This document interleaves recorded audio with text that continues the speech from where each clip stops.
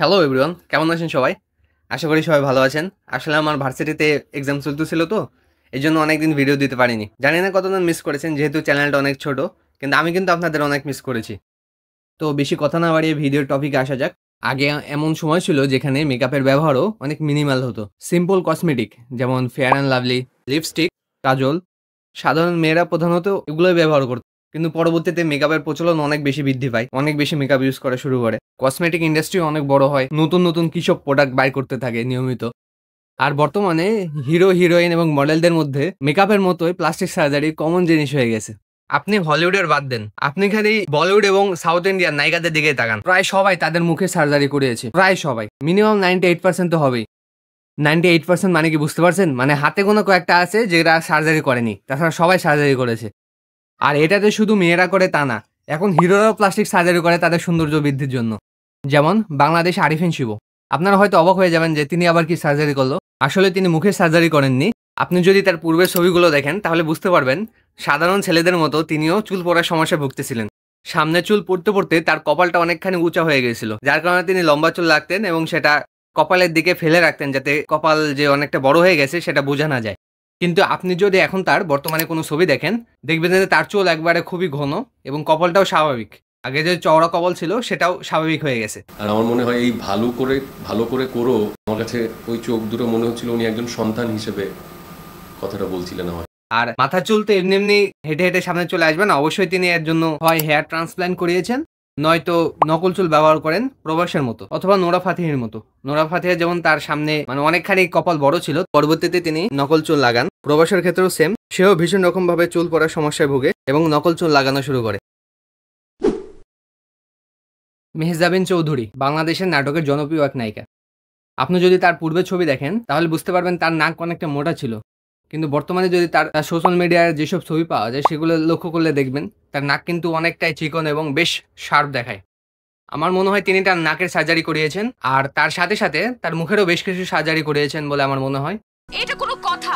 প্রধানত মেয়েরা ৪ থেকে ৫ ধরনের সার্জারি বেশি করে থাকে তার মুখে। প্রথমটা হলো লিপ ফিলার বা ঠোঁট মোটা করার জন্য যে সার্জারি হয়ে থাকে সেটা। দ্বিতীয়ত হচ্ছে নাকেরটা যেটা বললাম। ৩ নাম্বারে হচ্ছে চিক, মানে মুখের এই অংশটাকে চিক বলে। এখানে ফিলার ব্যবহার করলে এটাকে উঁচা করা হয়। আর ৪ নাম্বারে হচ্ছে জ লাইন অথবা চোয়াল তীক্ষ্ণ করার জন্য অথবা লম্বা করার জন্য এই সার্জারিটা করে থাকে। আর লাস্ট যেটা মানে বেশি করে থাকে, ছেলে মেয়ে উভয়ই, মানে শাহরুখ খান, সালমান খান এরাও এই সার্জারি করে, সেটা হচ্ছে বোটক্স, যেটা মানে চেহারার বয়স্কের ভার কমানোর জন্য এই সার্জারিটা করে থাকে। আরেকটা হচ্ছে স্কিন বুস্টার ইনজেকশন, যেটা বলতে গেলে প্রায় 100% মডেল এবং হিরোইনরা নিজের চেহারার গ্লো বাড়ানোর জন্য ইউজ করে থাকেন। এটা ইউজ করার ফলে মেয়েদের চেহারায় নর্মালের থেকে একটু বেশি পরিমাণ গ্লো দেখা যায়। এই জন্য খেয়াল করবেন প্রায় বেশিরভাগ নায়িকার স্কিন প্রায় একই টাইপের হয়। প্রথমত এই টাইপের ইনজেকশন সার্জারির জন্য এটা হয়ে থাকে। যেগুলো বললাম এগুলো আসলে সবথেকে কমন সার্জারি যেটা প্রধানত এরা করে থাকে মুখে। তাছাড়াও আরো অনেক ধরনের সার্জারি রয়েছে। অনেকে ভ্রু ঠিক করে সার্জারির মাধ্যমে, চোখে সার্জারি করে চোখ বড় করে অথবা চোখ একটু মানে তীক্ষ্ণ টাইপের করে।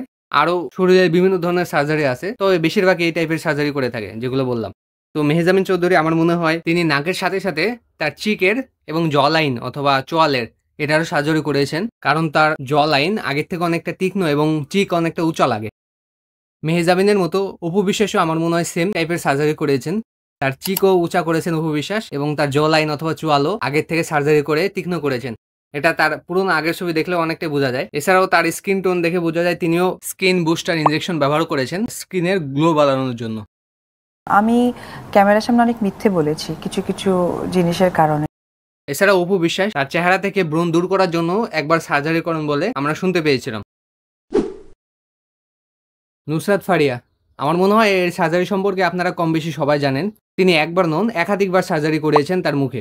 আপনি যদি নুসরাত ফারিয়ার আগের পিক দেখেন তার চেহারাটা অনেকটা এরকম ছিল। পরবর্তীতে তিনি সার্জারি করেন যার ফলে চেহারাটা অনেকটা এরকম হয় এবং তারপরে আবার তিনি সার্জারি করেন যার ফলে তার চেহারাটা এরকম দেখায়। এখানে কিন্তু দেখেন তার চিকের মাসেলটা কিন্তু অনেকটাই উঁচু লাগতেছে, তার চোখটাও বসে গেছে এবং তার চোয়ালের ঠোঁটের প্রায় সব জায়গায় সার্জারি করেছে নুসরাত ফারিয়া। তাকে এখনই দেখতে অনেকটা ক্যাটরিনা ক্যাফের মতো লাগতেছে। চোখ বসে গেছে, গাল উঁচা, ঠোঁটটা কেমন যেন আজবের মতো। আর কয়েকবার সার্জারি করলে 1 থেকে 2 বার নুসরাত ফারিয়াও অনেকটা ক্যাটরিনা ক্যাফের মতো দেখতে লাগবে। ক্যাটরিনা ক্যাফও অনেকবার তার মুখের সার্জারির কারণে শেষমেশ এই অবস্থায় এসে পৌঁছেছে। Hello boys. Hello. Follow me. আর আপনার মনে প্রশ্ন জাগতেই পারে তারা এতবার প্লাস্টিক সার্জারি করে কেন? কারণ প্লাস্টিক সার্জারি একবার করলে তার নির্দিষ্ট মেয়াদ থাকে। এজন্য একবার সার্জারি করলে সেটা বারবার করা লাগে।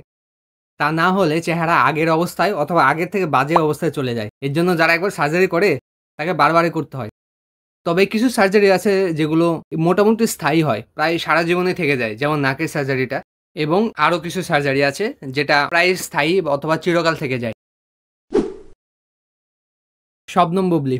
আপনি যদি বুবলির আগের চেহারাটা দেখেন, আপনি দেখে চিনতেই পারবেন না যে এটা বুবলি। আমি যে সময় প্রথমে এই চেহারাটা দেখি, আমি তো ভাবলি এই বেটিটা আবার কেডা। পরে যখন জানতে পারি এটা বুবলি, আমার তো পুরো মাথায় হাত। আমি যেগুলো সার্জারির কথা বলেছি তিনি প্রত্যেকটা সার্জারি করেছেন বলে আমার মনে হয়। মুখে ঠোঁট ফোলানো, চিকের, জ লাইন, নাক, স্কিন বুস্টার ইনজেকশন, এছাড়াও আরো কিছু করতে পারেন তিনি। তবে আমার মনে হয় এগুলো তো করেছেনই মিনিমাম। আমি একটু ব্যস্ত সময় পার করছি, তো আমার অন্য কিছু ভাবার একদমই সময়ই নেই। কারণ বুবলি আর অপু এই দুইজন তার সিনেমার থেকে সতীন ঝগড়ার মাধ্যমে আলোচনায় বেশি থাকে সোশ্যাল মিডিয়াতে। বুবলির বোন যেখানে আপনাকে ইঙ্গিত করে আর অনেক কথাই বলেছে। কাউকেই চিনি না, কারণ আমি আমার যোগ্যই মনে করি না। আসলে এখানে 6 না 6-7 একসাথেই বলবো। পরিমণি এবং জয়া আহসান, এনারাও অপু এবং মেহজাবিনের মতো আমার মনে হয় তিনি তার চিকের জ লাইনের সার্জারি করিয়েছেন। আপনি পরিমণির আগের চেহারাটা দেখলে বুঝবেন তার আগের চেহারা এবং এখনকার চেহারায় বেশ খানিকটা তফাৎ দেখা যায়। Same goes for Jaya Ahsan. হয়তো বা জয়া আহসানটা অনেকটা বুঝবে না বা ততটা খেয়াল করা যায় না, পরিমণিরটা একটু বেশি বোঝা যায়। এছাড়া জয়া আহসান আমার মনে হয় তিনি বোটক্স অথবা স্কিন বুস্টার ইনজেকশন তার ত্বকে ব্যবহার করেছেন, তার মুখটা বেশি উজ্জ্বল করার জন্য, গ্লো আনার জন্য এবং বয়সের ভাব এটা কমানোর জন্য মুখ থেকে। আর একটা জিনিস আমার মনে হয় আপনারা কম বেশি সবাই জানেন যে পরিমণি সিনেমা জগতে আসার আগে তার 2টা বিয়ে হয়ে গেছিল। যদিও এটা ভিডিওর সাথে রিলেটেড না, তাও আমার কাছে ইন্টারেস্টিং মনে হলো, এর জন্য আর কি বললাম। সামিরা খান মাহি, তিনি নাটক এবং টিকটকে বেশ জনপ্রিয়।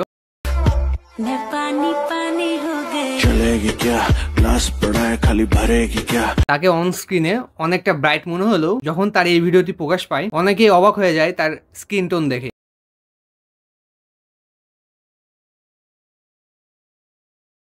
তিনি তার এক টিকটক ভিডিওতে বলেছিলেন, আমি জীবনে কখনো কোথাও বলি নাই যে আমি ফর্সা।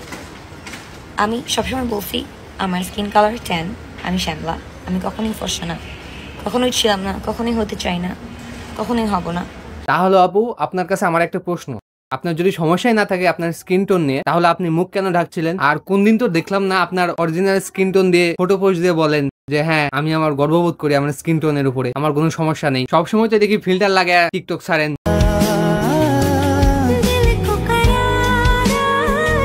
এডিট করে, হাই এডিট করে, শুধু এডিট না ফটো পোস্ট দেন। কোনদিন তো দেখলাম অরিজিনাল চেহারা পোস্ট দিতে। আসল কথা হচ্ছে কম বেশি সবাই চায়, প্রত্যেক শ্যামলা এবং কালো মানুষই চায় ফর্সা হইতে, স্কিন টোনটা যাতে আর একটু ব্রাইট লাগে। কিন্তু আপনি যদি এটা মানতে না চান কোনো সমস্যা নাই, শুধু এসব নাটক করা কি দরকার? আমি ফর্সা হতে চাই না, হ্যান ত্যান, আপনি এই সম্পর্কে কিছু বললেন না। শুধু তো এসব কথা বলার কোনো প্রয়োজন আমি দেখি না। তোমার জন্য আমি ঘুমাইতে পারি না। আমার জন্য ঘুমাতে পারে না তোমার আজকে প্রোগ্রাম ছিল সেজন্য। আর তার পূর্বের ছবি দেখে যেমন হয় তিনিও তার চিক, লিপস এবং জ লাইনের সার্জারি করিয়েছেন। তার দাঁতও বেশ উঁচু নিচু ছিল, তিনি সেটারও চিকিৎসা নিয়েছেন।